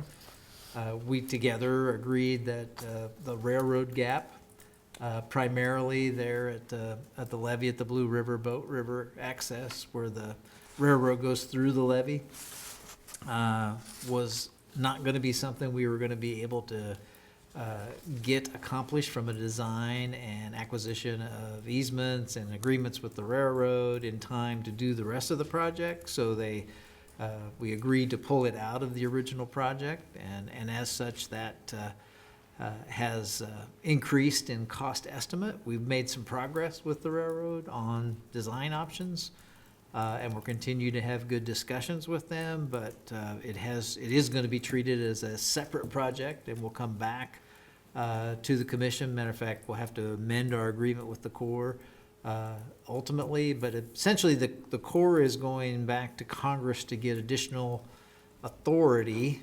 to continue design and go towards this second part or phase of the project. And as such, as a partner and a local partner that's required to have a local match, they're asking for our concurrence to support that effort. And that if there is the budget increased on it, and we've anticipated that there would be some increase, and essentially this letter that we provided the draft for raises it from about 43 million to 46 million. And it's kind of a worst case scenario, if you will, but it does provide that cover, and we're optimistic that will be there. I did get an email today from one of our leaders at the KORA. The levy contract is on track and progressing as per previous estimates. Our real estate credits and cash are enough to cover our cost share under the current public partnership agreement and a bit more. So the KORA will need additional cash from the city sometime in 2026 or later when we are ready to award the railroad construction contract. So this is really, we're lobbying Congress for additional funds. We're lobbying you and the commission that, keep an open mind about needing to raise the budget for this in the future. And at the same time, it's not obligating us to anything. It'll come back to you with a design contract. We'll have to amend that public policy agreement, partnership agreement for us to have that scenario. So I just wanted you to be aware of it because that you would have got a copy of this letter anyway. I just wanted to explain it to you. And is there any reservations for me to go ahead and send that support letter? That railroad, you said 43, it's going up to 46, that's just for the cut? It's not just for that, but that's the primary aspect, along with the additional year of inflationary cost. There is some of the 15th and 16th Street project. You might recall that there's some work over in that portion of it that was anticipated to be on this particular phase, but it's really tied to the levy, and it kind of depends on where we end up with the railroad on the, the railroad's position was they wanted enough right-of-way for 3 tracks in the future. There's only 1 track there now. They wanted 3. So we tried to get back to 2, and that's where the negotiation is, but they want some other things if that happens. So part of that is closing in an existing crossing, either 15th or 16th Street. So, Why is that necessary? so it's just a situation where they're looking for some goodwill. We think it can be done reasonably. If it can't be done reasonably, we don't have to do it, and we haven't obligated ourselves to do it right now. It's just a negotiation point. See, we have, It kind of covers some ultimate contingencies, and as a matter of fact, if they insist on 3 tracks, we're probably going to withdraw the other provision. So that's not but you have to kind of budget for both. yeah, and we have to, I think we have to support Ron sending that letter, because if you're not familiar with that down there, when we had the flood before, Public Works had to go shove sandbags in there. I mean, basically, it's a hole in the levee. And putting sandbags in there, it's sort of dicey getting that done in time. And this fix is gonna put together a barrier that can be dropped in there quicker and also removed quicker, which is a benefit to the railroad, because I looked into some of the details of that. And so I don't see any other option, and we're not gonna be paying for all of it anyway. Right, and that's the benefit is that even though it's a increased cost, you're still getting 70% of the funds from the feds on this project, and they want to finish it up. And so that's our goal.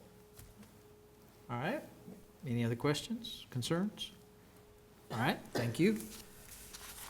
The next item I had was provided you some background on our opioid funding. So just some history here if you hadn't got a chance to read that originally. And we do have a broader regional task force that's developed that's multi-city, multi-county.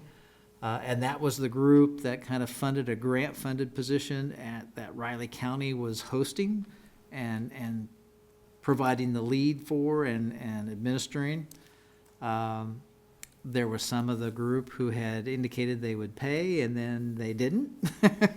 So that kind of caused Riley County to kind of step back and look at the whole funding scenario. And so since they are the person, so the short story is the grant funding ran out, and in order to continue the position through the end of '23, all of us were pitching in to help fund that position. So what they have proposed is to essentially continue to house that, and they've hired an employee.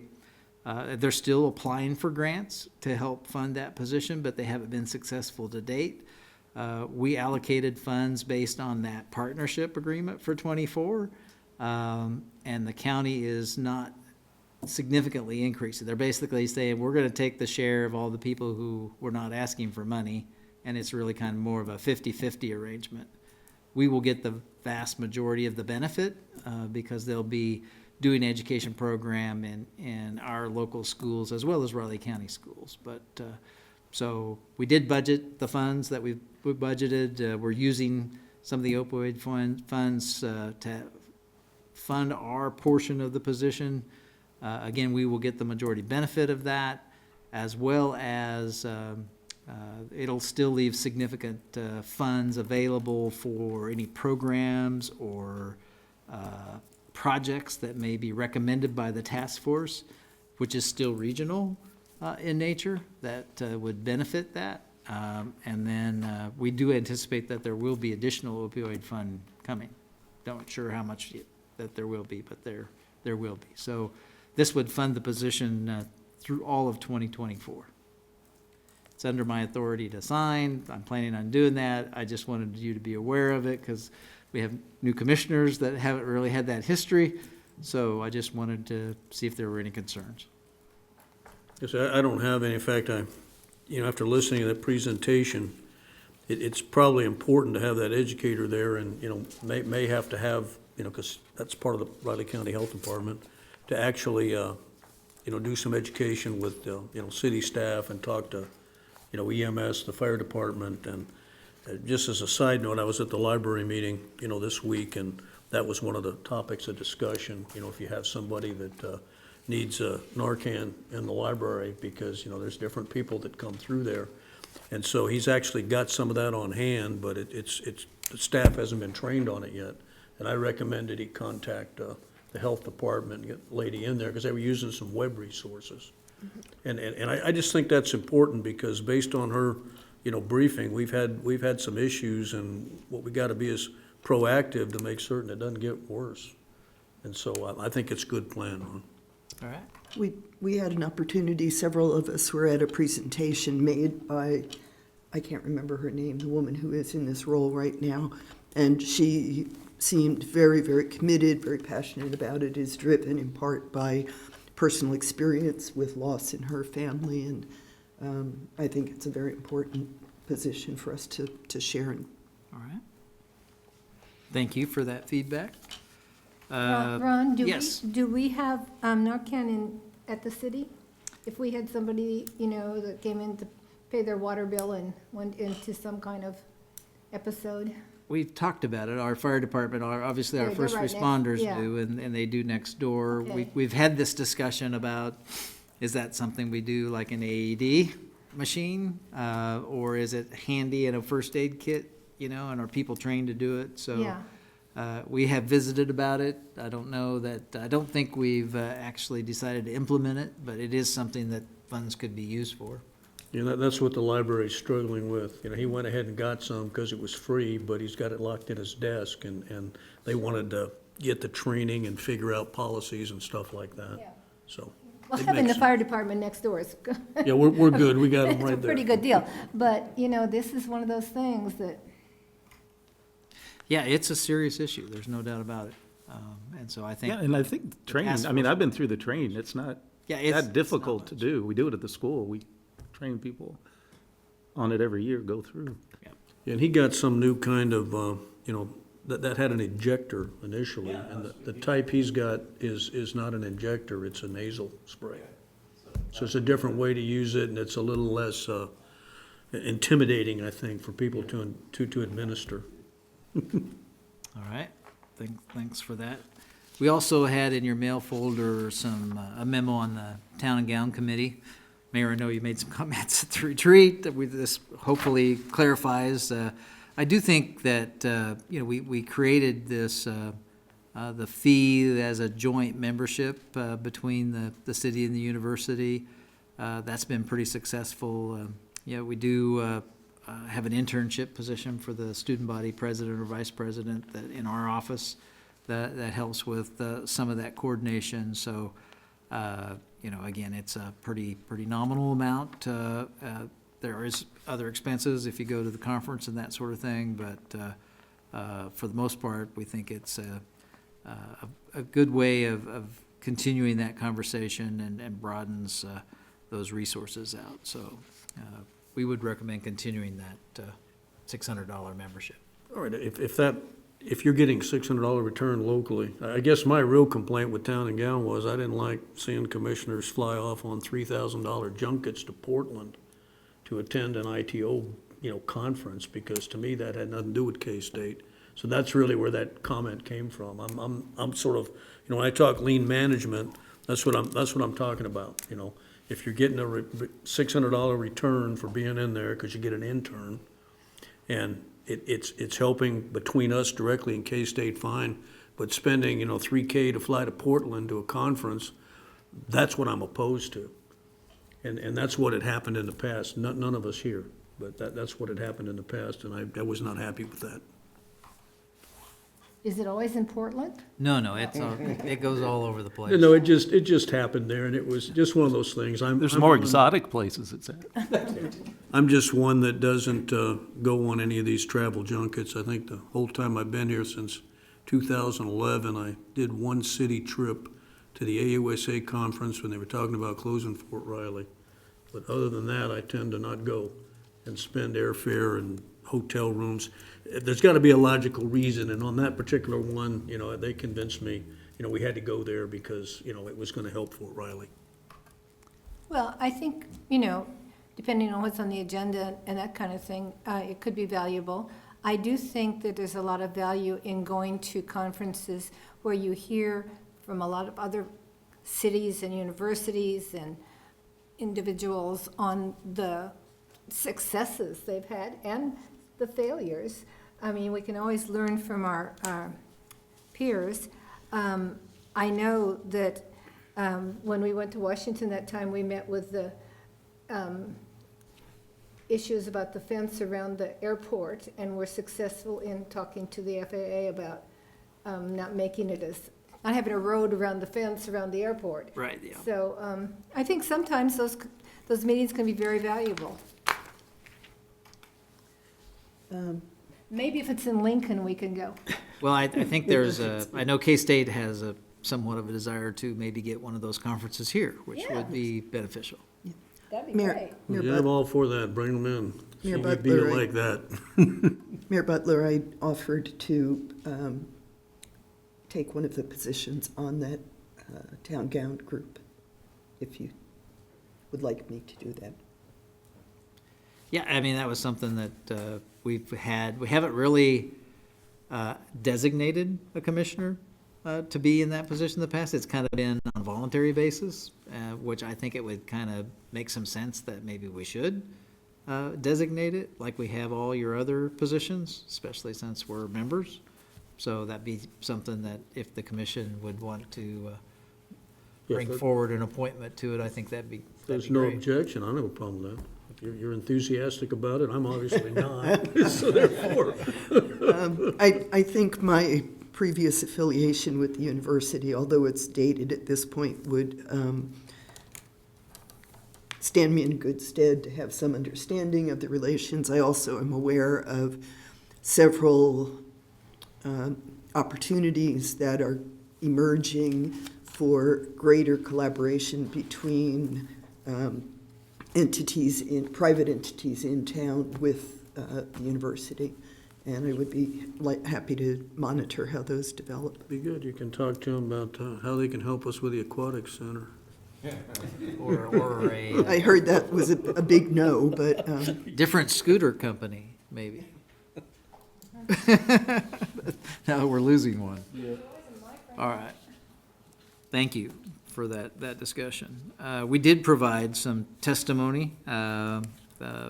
Those hearings were today, actually. I haven't had an update on them, and some of them were hearings, some of them were just informational meetings, but these are two that we've provided past testimony on. They're both league priorities, so it's the partisan election bill and then also the competition with local government bill, which was Genesis bill. So anyway, we provided you copies of that for your information.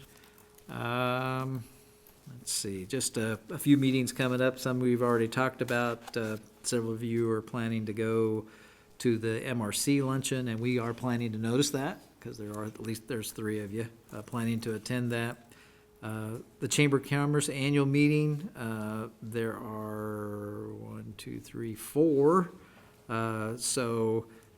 Possibly 4. There's 3 for sure, possibly 4. Their hard deadline is Thursday this week. So if you're still contemplating that, we're not planning to notice that. That is generally a social event where there's not interaction, official interaction between the program and the dinner tables like there is with their retreat where, people stand up and say things or ask questions. Typically a social event, we don't. We just encourage you not to do some of the things Katie reminded you of, all sitting at the same table or meeting at the refreshment stand or and having those conversations. So thank you. Also, a couple of you are planning to attend the established business leaders coffee. Actually, 4 of you there, so we are noticing that as well, because that is one where typically you might get asked a question about it, and so that would be one that we want you to be able to talk about that, and not just one of you. So, let's see, joint city-county meeting would be the 15th of February. We talked about putting the RHID on that. We've talked about that a little bit more. One of the concerns that staff has about that is generally when we've tried to take something to the county or the school district, they'd really like to see details as opposed to general concepts. And so I'm not sure we'll have that kind of detail at that point, But how do we do that with this one? Because, every deal could be a specific deal with percentages and everything, because what we talked about is we need to know, are they philosophically against the general concept? And then, then we're not going to spin our wheels coming up with a bunch of details. Right. Well, I think they might be wondering, what kind of percentages in terms of what we plan to keep and what we plan to return, right? Is that one of the options for us? Typically, when we've gone, I'll use TIF as an example, we've had very detailed data on, what it is and isn't type of thing. This one is much broader in volume. We might want to explain what RHID is to our public. Yeah, and so it's they changed the R. It used to be rural. Reinvestment. I think it's Now it's reinvestment, it used to be rural. yeah. It's a housing incentive policy that the state has, that the city has to be the applicant for. But it involves typically rebating property taxes from both the city, the county, and the taxing jurisdictions for various improvements. And so that's really the aspect of it. I guess we could do a 101. I don't know.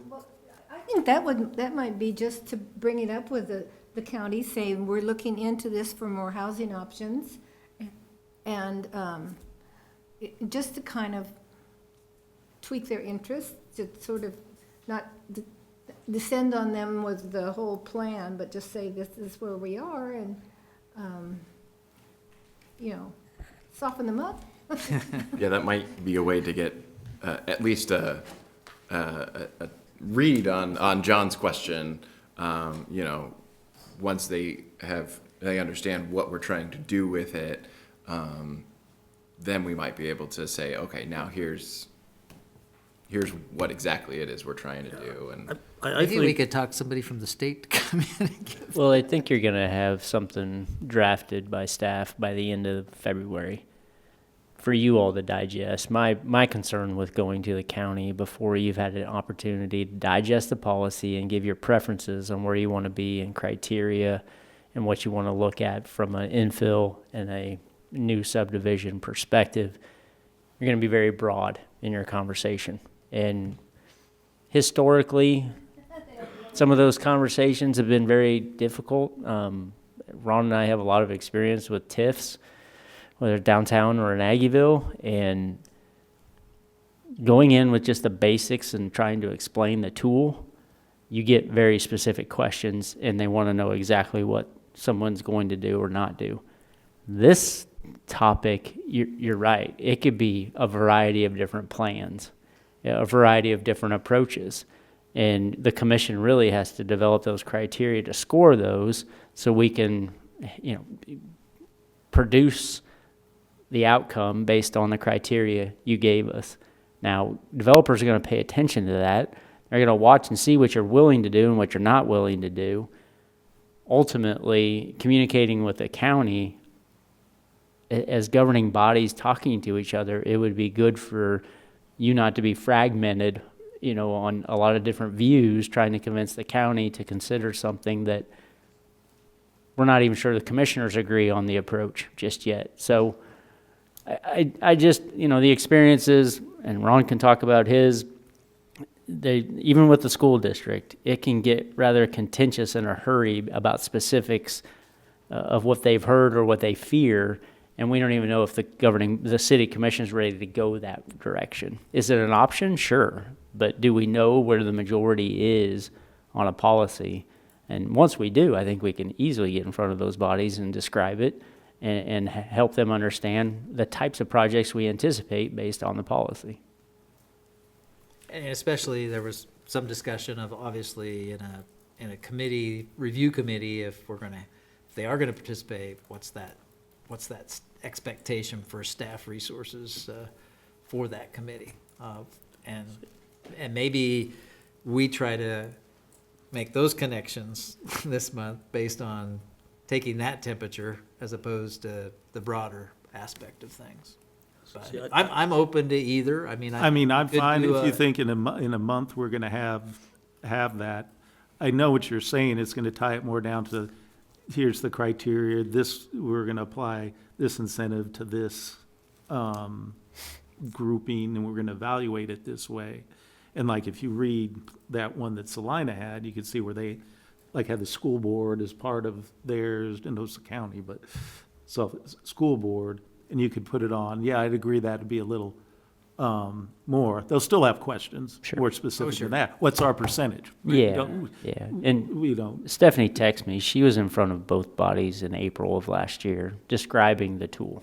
Okay. So they have received a presentation from city staff within the last 12 months about the tool itself and its capabilities.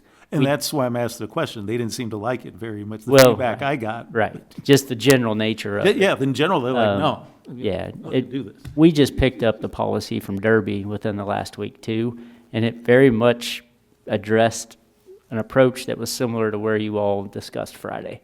So we feel like that and the Salina, we can be able to really morph these things together and get it to you within the next 30 days. You see, I still think, I'm for still putting it on there, because we need to move the ball forward.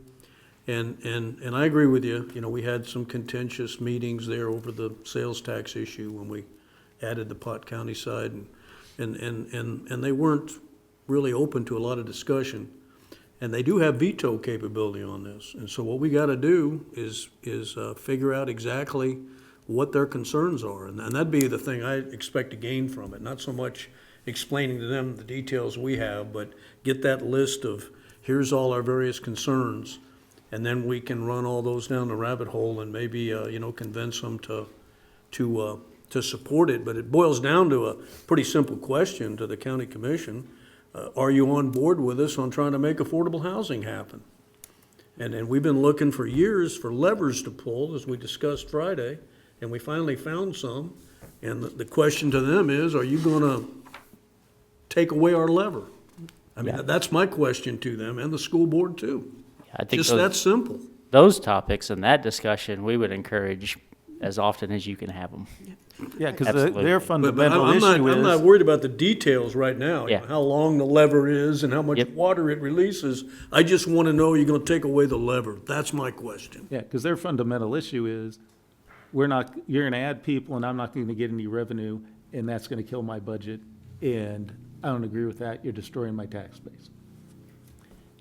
But I also, I agree with Wynn. I think that the sooner, if it's been 10 months since the topic was brought up to them, I think it's appropriate to raise it, to say that we are looking into this more deeply. And we heard you have concerns. Let's be more specific about what those concerns are and see if we can begin to address them in a mutually beneficial way. There's no point in kicking the can down the road to the point where it's a big surprise to them when we come out with with a plan that we hope to. Then the other question is Pont County going to be there too? Well, I would think this topic would be beneficial, because Yes. I know they've wrestled with it themselves, with Wamego and some of the other communities that have been Might looking we at some of just those projects. Might we just report on our retreat and the areas that we were looking at, as in housing and, other things, just to sort of open a dialogue, and then say we're coming back with many more facts and figures. But I do think it's good to sort of gently nudge them. We will do our best to try to come up with something to do that, but y'all have to help us carry that water. All right, thank you.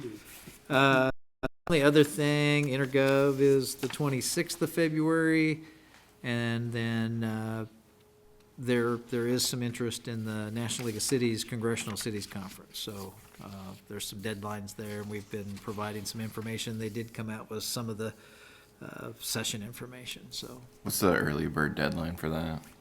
I think it's To get in on a cheaper price, February 19th. yeah. Yeah, If we're you're a just, first-time attender, though, that it has a automatic discount, so. Yes. flights are during spring break, so every day goes by, they creep up. And availability in the hotel is also going to narrow to where if you're not in the conference hotel, you're gonna end up walking. So we're just looking for that feedback by Friday, Okay. so we can get those things locked down. All right, thanks. All right, planning charts. There's not a lot of new stuff there. So on the 6th, we're looking at public hearing again. This is just our special assessment process, pretty standard. We do have a downtown parking garage ordinance for you to review. That will also include some of our history and performance year, for last year for the Aggieville garage, and some of our challenges with just garage maintenance and administration and management. So I think that'll be a good information for you. And- Ron, I'm sorry. Yes. Is this going to be addressing the budget necessary for repairs for the garage? We will certainly speak to those issues, and then whether or not ultimately, this ordinance won't implement a fee, but it'll talk about it, right? Yeah, we're gonna talk about both Aggieville and downtown. Downtown currently does not have a fee. Aggieville does. We'll give you a report on where we're at in Aggieville, but we'll also try to address some of the improvements and approaches to generate revenue downtown. Thanks. Just made me think of that. No, we talked before, and this slipped by me, we did something about the camping ordinances, and I know we had issues in that garage with people camping out and everything. Are we gonna come back to that at some point? So I think this ordinance is going to address it. It makes the downtown garage the same as Aggieville, which it doesn't now. Okay, but then there were some more broader things we were gonna do with that topic, wasn't there? We had a memo overview of the different things that could occur with that. We don't have anything else, any other direction from the commission or administration to work on broader issues related to that, but we can certainly take that as, just to reiterate what Ron said, the downtown parking garage ordinance does prohibit camping in the garage, which is the same as Aggieville, but not beyond the garage. So I think if the commission wants to tackle the issues beyond the garage, that's direction that we would need in a process from the Okay, commission. but I know we talked about it before because the police department had some issues of what they could and couldn't do because of our ordinances, and I thought there was some discussions between the two and thinking about doing some, I so thought we fixed that. We put signs in there and they were able to get rid of the people that They had all good with- campers in there and stuff like that. Some of it was signage. We also, some of it was the levee project that well, displaced that caused some of it. folks, and that was contributing to a lot of our issues, but we've worked with the police department on some of our challenges, and so I think we're okay, not to say there aren't some other Okay. provisions Well, we can- need to we can address, but, talk about that with Pete and figure out if there's anything else. okay. We've got some committee recommendations for the wastewater treatment plant solids upgrade. This is for construction manager at risk, along with the design component of that, and then also several of the engineering on-call services to recommend award on. Agreement for landscaping on the roundabout. We have a restrictive covenant on the real estate. This is, that 160 Moore Lane is out at our wastewater treatment plant farm. It's a provision we have to do on our property to remove a old buried tank. So they just make us put a covenant on it for, we can't put one back there after they help us remove it. The provision of commission meeting dates that we've talked about, just kind of laying those out and one-time notice for establishing those dates. And then we've got some recommendations on some of the bylaws and such for first readings of the Discovery Center and the Douglas Center boards. Second reading of rezoning board appointments. Down on the 20th, we've got a couple items. We got another public hearing. This one's this one just kind of appeared. I don't have much of a background on it. It's probably a typical utility easement vacation where there's an easement with no utilities and they're wanting to do some kind of expansion that would be encumbered by that easement currently. The discussion item on a preservation plan grant. This is a historic preservation plan grant that's available that we want to visit with you about with an opportunity, and the Historic Resources Board is recommending pursuing that. And then we're anticipating the Aggieville Public Infrastructure Contract amendments. So these are the previous amendments we've had with the engineers and their consultants, as well as BHS with constructing 12th Street. We've talked about revisiting that design for 12th Street between Morrow and Laramie. But it's all of those infrastructure agreements with really those amendments to times and other issues to look at. So anticipate bringing those at that meeting. We have some low-income housing tax credit, IRB and fee waiver applications that we're anticipating that evening for you. And then also an application for an Aggieville Showdown special event with alcohol. That's something that's occurred there annually. So that would be for the commission's consideration. I think they're maybe on their third or fourth year for that event. More engineering on call services recommendations, and then we have a FEMA brick grant application that we're asking the commission to pursue. This is a kind of a long-term strategy to help us. There's some technical assistance available to us, and if we are successful with the technical assistance, it's been shown that the communities that have gotten that technical assistance are in better standing to actually get the grant funds later. So even if we don't, the technical assistance would help us. This is really the southern storm sewer that takes from the geyser that happens at 14th and Anderson southward to Wildcat Creek and other aspects going east as well. So we think that would be a good thing for us to proceed with. More board activity there for those boards, and then I think that pretty well covers the agenda. Work sessions, what we've got tagged is on the 13th, the wastewater treatment plant project update. also the Beyond Tomorrow Downtown Plan. Then on the 27th, the East Manhattan Gateway Plan, and the 12th, some Seco Park, more information there, and the Traffic Master Plan, which I think you'll find helpful. Study of all of our major signalized intersections and different aspects of that. We'll restart our quarterly RCPD updates, and then a street update as well on kind of what those plans will be. And with the pothole mania going on, it's a plan that will be in flux, I assure you. So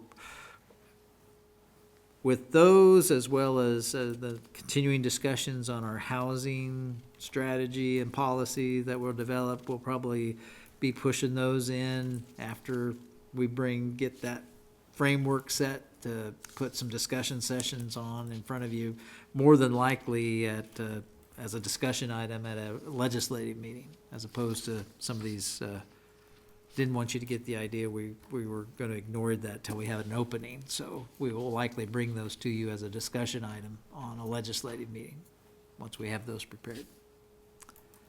All right, that's all I had, Mayor.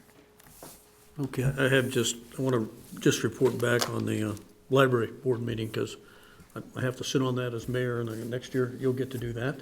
So that'll be fun, but I already mentioned, that he's talking about that fentanyl Narcan thing, because he's got, the library gets a little bit of everybody in the city in there, so they've got to deal with a lot of interesting issues. They've got a couple maintenance issues over there. The elevator's goofed up, and they're trying to fix that, and that should be done this week. And then they had a leakage problem with all this rain, so they're gonna have to redo some drainage on one side of the building. And the boiler is gonna need to be renovated because the pipes rusted out on it. And he's got plans to make all that happen, and there's a budget to do that. And the other update is the IT section there with WTC has put in about 34 cameras. So they've got, and he made clear they're not surveilling the population, but the cameras are just there, and it records what happens. And then when they find out somebody's trashed some books or, ripped off some stuff, then they can provide the information to RCPD to help them take care of it. And they put signs up everywhere saying, you're under surveillance, and that includes even the bike rack out front, where the bus stop is. They've got a camera on there. And I mentioned to him, I said, it's very similar to what we've done in the rec centers and also in the parking garages. And they were coming up with some various policies, and I recommended to him that maybe they get with Adrian, she's got information on it, and the city, so he's not working in isolation, because, we've done it everywhere else, so we gotta capitalize on our knowledge on that. And so that's that. And then the other thing is, I don't know if our public relations people can put out some more stuff on potholes. I mentioned this to Jared earlier, that they did a pretty good one earlier this week. It had a picture of the crew working out there on Fort Riley Boulevard with a small roller. And I think we've made great progress on Anderson Avenue, because, 2 weeks ago, I thought I was gonna destroy my car getting to the commission meeting, and today I only had to dodge 3 that were farther up. So the crater maintenance is, in my opinion, going as well as it can with the people we have. But my understanding is we're gonna try to get some contractor help.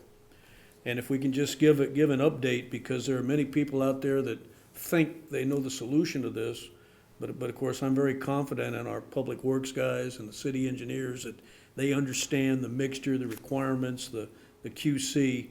And we just need to, toot our horn a little bit and say, this is what we've accomplished, and this is where we're going next. And one of the postings said, use the Reported app. And if people want to, send us a picture-specific pothole, it doesn't do any good to say fix the whole street, like some people have sent me, because we don't have the ability to do that. And then maybe, we got that briefing at the retreat on, the long-term projects that might be mentioned, like Anderson Avenue, is programmed to be completely rebuilt in phases. I think the first part of that's gonna be way down there on the Reeth end of it. And so if we could just sort of lay those out and say, this is where we're going, because a lot of people are making comments like we don't have a good program, we're not managing our budget and all that, and that's just absolutely going in the wrong direction. I'm not for that at all. But that would be helpful, and then I can just post that, and I won't get in trouble for saying anything. I just wanted to confirm what the mayor said. I have authorized contractor assistance for this with Schilling Construction, who provides the cold mix and does that asphalt work a lot. And, yeah, the weather's not discriminating between the type of street, but obviously where we've had these thinner overlays, just gets down there and it's easy for that to get chunked out until you get warmer weather and the plant gets fixed back up. But we'll have some probably different strategies for fixing things, which might just be doing a milling and getting back down to the old part in some cases. Anybody else have anything need to share with us? Okay, that being the case, I'll entertain a motion to adjourn. So moved.